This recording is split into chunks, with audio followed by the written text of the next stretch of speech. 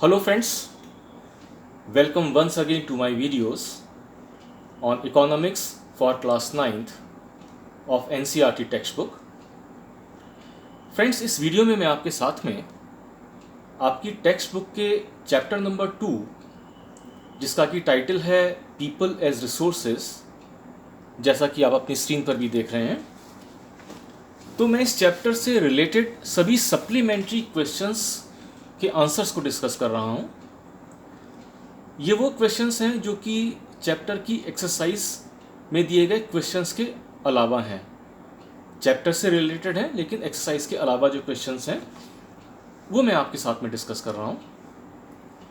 इससे पहले वाली वीडियोस में मैंने इस चैप्टर की समरी और साथ ही साथ एक्सरसाइज के क्वेश्चंस के आंसर्स को डिस्कस किया हुआ है।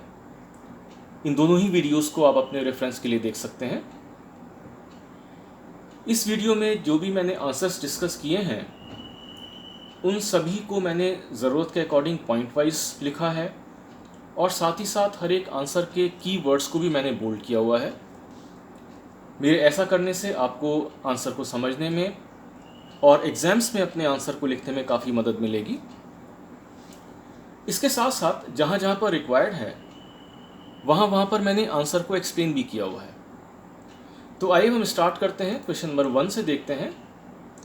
The first question which is supplementary question is what is human capital. Human capital क्या है? The answer is human capital is the stock of skills and productive knowledge embodied in people.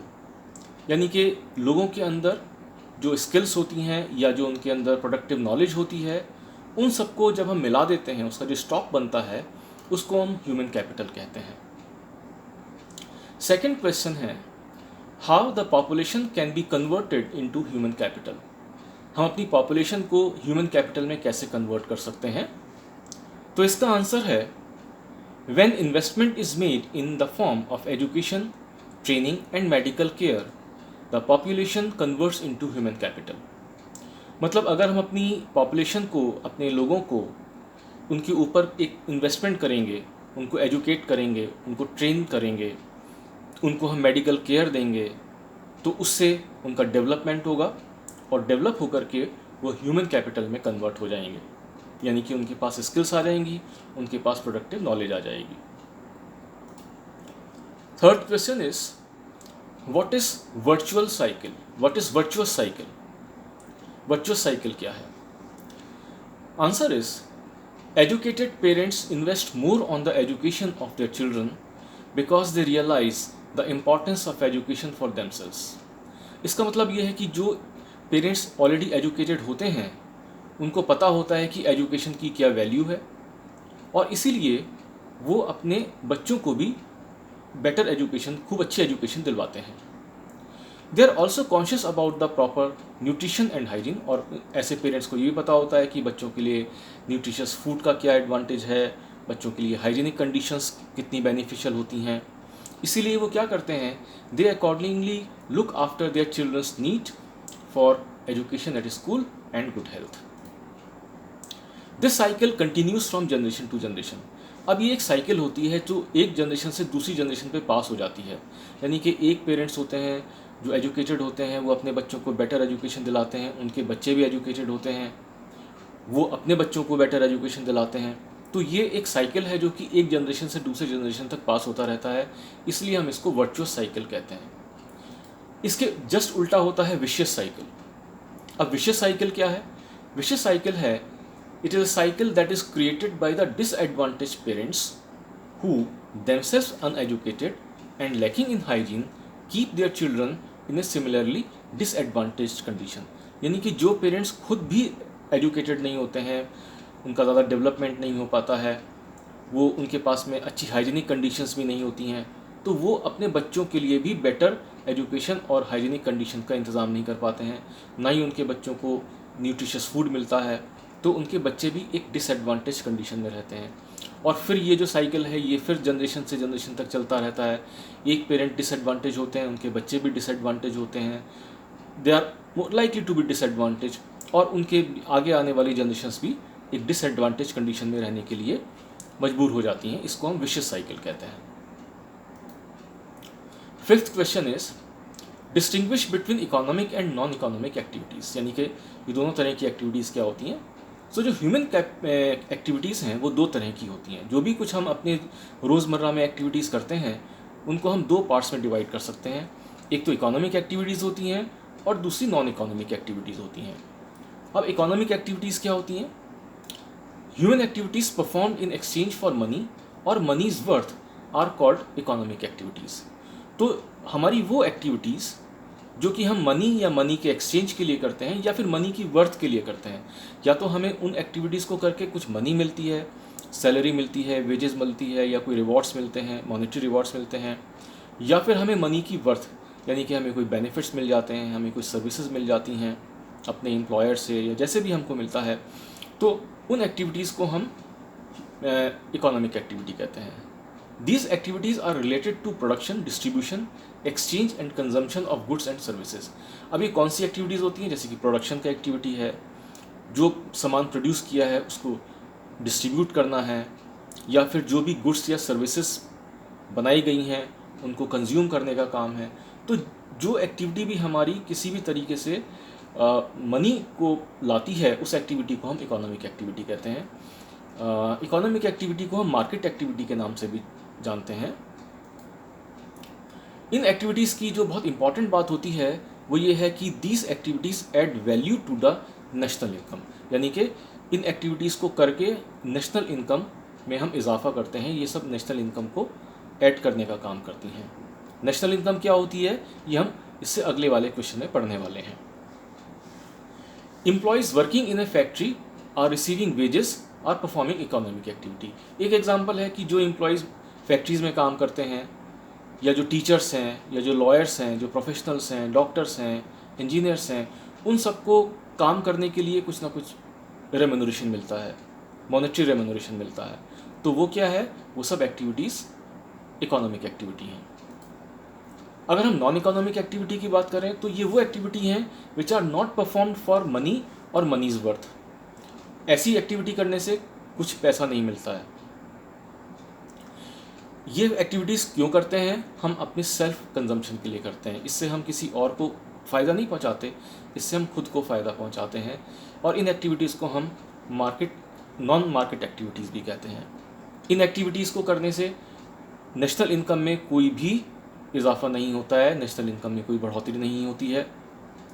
Example के तौर पर जो हमारे घर की female members हैं वो जो काम अपना परफॉर्म करती हैं, चाहे तो डोमेस्टिक चोर्स करती हैं या कुकिंग करती हैं या अपने बच्चों की देखभाल करनी है, फैमिली को लुक आफ्टर करती हैं, तो वो सब एक्टिविटीज़, हालांकि वो काम तो बहुत बड़े होते हैं बट स्टिल उससे उनको कोई भी सैलरी या वेजेस नहीं मिलती है, कोई रेम्यूनरेशन नहीं मिलता है। तो उन एक्टिविटीज़ को हम नॉन इकोनॉमिक एक्टिविटी की कैटेगरी में रखते हैं। नेक्स्ट क्वेश्चन, जैसे कि मैंने आपसे कहा था, is what is national income. National income क्या होती है? सो नेशनल इनकम, इसकी डेफिनेशन है, national income measures the monetary value of the output of goods and services produced in an economy over a period of time. यानी कि हम किसी एक समय में, एक साल में, जनरली हम एक साल का पीरियड लेते हैं, तो एक साल में किसी भी इकोनॉमी के अंदर, किसी भी कंट्री के अंदर जितनी भी गुड्स या सर्विसेज प्रोड्यूस होती हैं, अगर हम उनकी मनी वैल्यू निकाल लें, हम उसको मॉनेटरी वैल्यू दे दें और जितने भी प्रोड्यूस किया गया है उस सबको जोड़ दें, उन सब की मॉनेटरी वैल्यू को जोड़ दें, तो इससे हमें जो भी फिगर मिलती है उसको हम नेशनल इनकम कहते हैं। सपोज़ कीजिए हमने किसी साल 100 रुपये की सर्विसेज बनाई, 100 रुपये के गुड्स बनाए, उन सबको जोड़ दें तो हमने उस साल में हमारी नेशनल इनकम है वो 200 रुपीज़ हो गई, just for example. 7th question है, what are the different sectors of economy. Economy के डिफरेंट सेक्टर्स कौन कौन से हैं? तो 3 सेक्टर्स हैं, primary sectors, primary, secondary and tertiary sectors. Primary sector वो सेक्टर है, it refers to the sector of the economy that uses natural resources to produce the goods. Primary sector में, जैसे कि हमने पहले भी पढ़ा था, इसमें क्या क्या इस्तेमाल करते हैं, जितने भी नेचुरल रिसोर्सेज को इस्तेमाल किया जाता है उस सेक्टर को हम प्राइमरी सेक्टर कहते हैं। जैसे कि एग्रीकल्चरल एक्टिविटीज़ हो गई या उनकी एलाइड एक्टिविटीज़ हैं, फॉर एग्जांपल फिशरी है, फॉरेस्ट्री है, डेयरी है, पोल्ट्री है, माइनिंग है, ये सब एक्टिविटीज़ जो हैं उनको हम प्राइमरी एक्टिविटीज़ कहते हैं। सेकेंडरी एक्टिविटीज़ क्या है? The sector which transforms one physical good into another is called as secondary sector. जिस सेक्टर में एक फिजिकल गुड को दूसरे फिजिकल गुड में ट्रांसफॉर्म करने का काम होता है। अगर हम एग्जांपल लें तो जो हमारी कॉटन है वो प्राइमरी सेक्टर की प्रोडक्ट है। अब कॉटन को फैक्ट्री में ले जाकर के उससे यान बनाया तो सेकेंडरी सेक्टर का काम हो गया।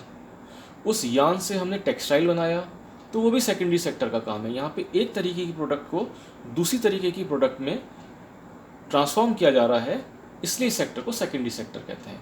इस सेक्टर का नाम दूसरे भी हैं, जैसे कि इसको मैन्युफैक्चरिंग सेक्टर या इंडस्ट्रियल सेक्टर भी बुलाते हैं। इससे एग्जांपल्स अगर हम लें तो मैन्युफैक्चरिंग का काम हो गया इलेक्ट्रिसिटी को जनरेट करना और इलेक्ट्रिसिटी का डिस्ट्रीब्यूशन करना।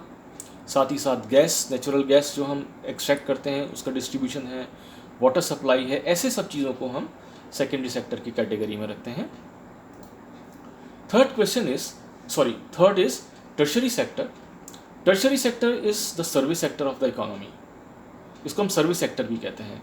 ये जो सेक्टर है ये फर्स्ट टू सेक्टर्स यानी कि प्राइमरी सेक्टर और सेकेंडरी सेक्टर को फैसिलिटेट करता है, उसको हेल्प करने का काम करता है।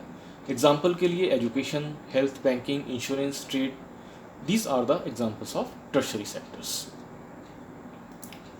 Next question is what is labour market. Labour market का मतलब क्या है?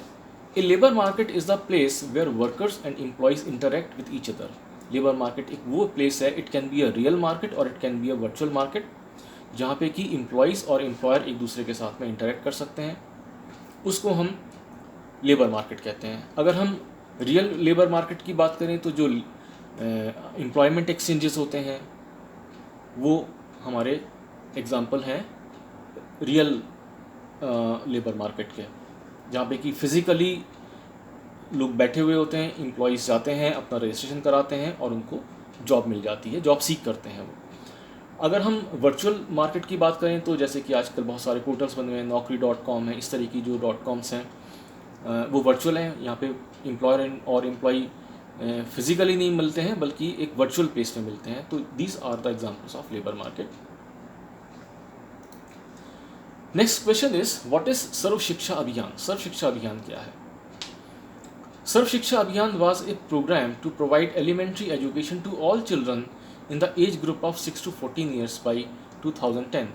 तो सर्व शिक्षा अभियान एक ऐसा प्रोग्राम था गवर्नमेंट का जिसमें कि गवर्नमेंट का ये ऑब्जेक्टिव था कि 2010 तक सभी बच्चों को जिनकी की एज 6 to 14 ईयर्स है उन सबको कम से कम एलिमेंट्री एजुकेशन ज़रूर मिल जानी चाहिए। It was a time bound initiative of the central government in partnership with the states, the local government and the community. इस प्रोग्राम को सेंट्रल गवर्नमेंट ने इनिशिएट किया था और इसमें उन्होंने स्टेट और लोकल गवर्नमेंट्स को भी उनका भी पार्टिसिपेशन सीख किया। और ना सिर्फ गवर्नमेंट्स ने इसमें अपना पार्टिसिपेशन दिया बल्कि कम्युनिटी को भी इसमें अपने साथ में लगाया।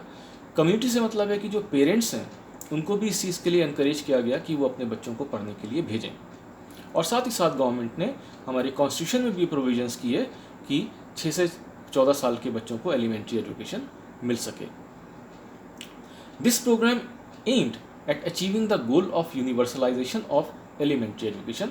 तो इस प्रोग्राम का ऑब्जेक्टिव ये था कि एलिमेंट्री एजुकेशन का यूनिवर्सलाइजेशन हो जाए, यानी कि सभी को ये एजुकेशन मिल सके। Next question is why unemployment is bad for the society. Unemployment society के लिए क्यों ख़राब है, इसके क्या क्या कारण हैं? First of all, unemployment leads to wastage of man power resources. हमारे पास में इतने प्रचुर मात्रा में मैन पावर रिसोर्सेज हैं, अगर हम उनको डेवलप नहीं करेंगे और डेवलप करके उनको एम्प्लॉयबल नहीं बनाएंगे तो वो हमारे लिए बेकार हो जाएंगे, वो एक तरह से हमारे लिए वेस्ट हो जाएंगे। पीपल जो कि हमारे लिए एसेट होते हैं, इकोनॉमी के लिए एसेट होते हैं, वो हमारी लाइबिलिटी में कन्वर्ट हो जाएंगे क्योंकि वो कुछ काम नहीं कर पाएंगे और वो उनका कोई कंट्रीब्यूशन नहीं होगा नेशनल इनकम में, तो वो हमारे लिए लाइबिलिटी बन जाएंगे।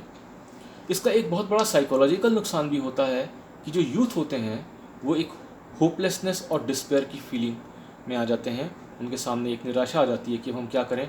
और ऐसे में कई बार जो यंगस्टर्स होते हैं वो क्रिमिनल एक्टिविटीज़ में भी अपने आप को इन्वॉल्व कर लेते हैं।